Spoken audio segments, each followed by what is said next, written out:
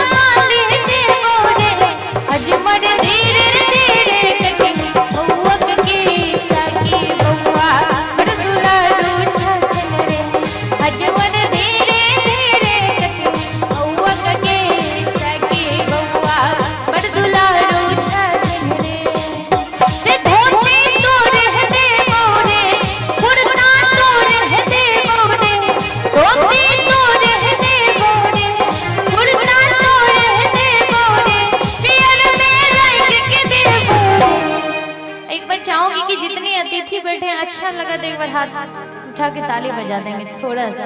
एक जोरदार भैया ताली हो जाएगा। कैमरा थोड़ा सा उधर कर दीजिए ताकि क्या सब बात? ये लगे कि हाँ यहाँ गांव में प्रोग्राम है। कि हजमर धीरे धीरे कटे हैं महुआ के साकी बउआ पर दुलारू छन रे। हजमर